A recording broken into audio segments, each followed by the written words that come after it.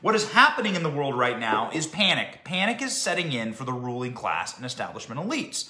They are very, very scared, and that is why they are acting out like this. See, in a system like ours, you don't want to rock the boats. You know what I mean? Like, it's bad when you're affecting people's lives. When you're messing with the cost of eggs and the cost of gas and the things that really cause people pain during their lives, like mandates and forced injections, these things mess with people's lives. You don't want to do that because the established order is working for you. You only do that if you are scared. You only do it if you are desperate. You only do it if you are worried. If you're worried that the entire system may come down around you, that people are waking up to how corrupt the system actually is and how corrupt the ruling class and establishment elites and corporate elites actually are. Now, if you didn't fear that, you wouldn't mess with the system. You wouldn't push the type of tyranny that they're pushing right now. You wouldn't insist, for instance, like they just did in New York, that all private employers, no matter who you are, enforce a vaccine mandate. You wouldn't mandate that every person who has a job, so essentially the bums pissing on the streets in New York are the only people that are allowed to not be vaccinated. You wouldn't do that. You wouldn't do policies like what you saw last week with Dr. Fauci being caught in the trap that was set for him by Peter Doocy with Fox. Dr. Fauci was saying, everyone must be tested for COVID coming into our country. And then Peter Doocy says, well, what about the people crossing illegally on our southern border? And he goes, that's a totally different issue. You don't do desperate actions unless you're a desperate person. It's much easier to work quietly and slowly through a system unless you actually are worried that people are waking up to how corrupt you are. Got to end impunity. We have to hold people accountable for their actions, particularly when those actions threaten our way of life, our rule of law, our future as a democracy. And so I am determined to continue to speak out, to do whatever I can. And in fact, in the book we wrote, State of Terror, as you know, there is a plot against the country by people who truly want to turn the clock back. They believe that the progress we've made on all kinds of civil rights and human rights, the cultural changes that have taken place, are so deeply threatening that they want to stage a coup.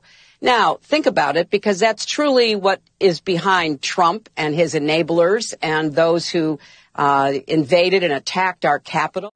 They feel as though they are under threat because they are suddenly getting questions like this inside of the White House. Go ahead. Thanks, Jen. The Biden administration today put out a big report about addressing corruption. I want to ask you two quick and hopefully pretty easy questions about that. Shortly after President Biden's virtual meeting with the Chinese president, the first son's attorney said that he has finally divested from a Chinese investment fund controlled by state-owned entities. I was hoping you could commit to basic transparency about that transaction, including the name of the buyer, the dollar amount, and the timing. And the second question is, my colleague Miranda Devine has a new book out called The Laptop from Hell, and I was hoping that you could confirm that the laptop is indeed authentic and not Russian disinformation, as you seemed to suggest on Twitter last year. Well, on the first, the president's son is not an employee of the federal government, so I'd point you to his representatives. And as it relates to the book, I have neither had the time nor interest in exploring or reading the book.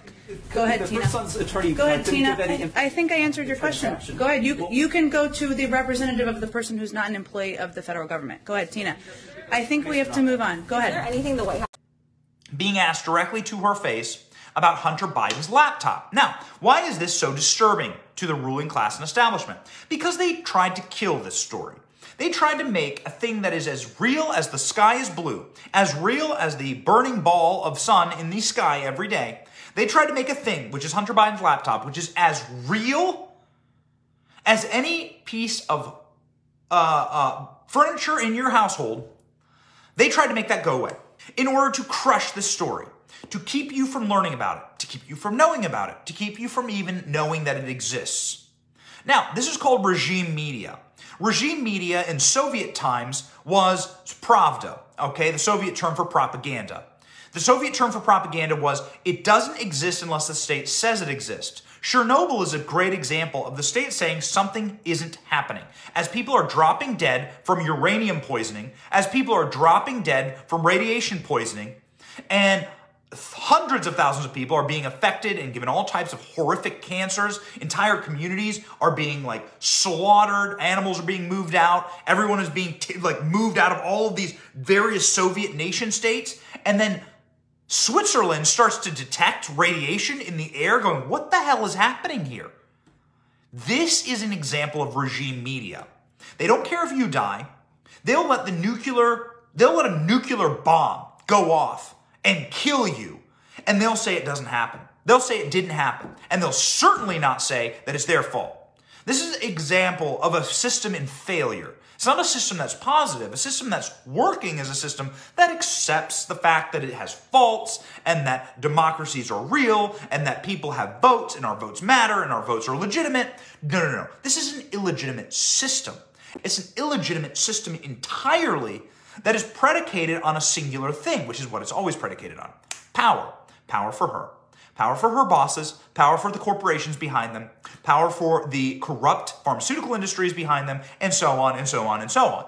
Establishment elites maintaining power and control over you, and the number one way to lose that power and control is to lose the narrative. The Hunter Biden laptop, of course, being a breadcrumb trail of the fraudulence inside of the federal government leading to the corruption of the Biden family, but to a larger narrative of ruling class elite corruption, of how wicked and how united people like Hillary Clinton and Joe Biden are in utilizing the organs of the federal government in order to manipulate democracy itself, in order to manipulate our votes and our system of government and our laws in order for them and their families to get gain. Question, a true question that we should be asking ourselves right now, which is, what is the America we're going to leave for our kids? Are we going to leave America a free republic, or are we going to leave it an oligarch-controlled criminal enterprise? Thank you for watching. We are 100% independent news. Are you sick of being lied to? We certainly are. That's why we started this channel. But we can't do it without you. We can't keep going without your help. All we ask is that you click like and subscribe and share this video. It's free and it keeps us going. It keeps us growing. And it keeps us getting the truth out there to break the rotted corporate media infrastructure that wants to lie to you every single day, wants to corrupt your narratives, your truth, your story, and your very society. So support us by clicking like, clicking subscribe, and thank you, Patriots.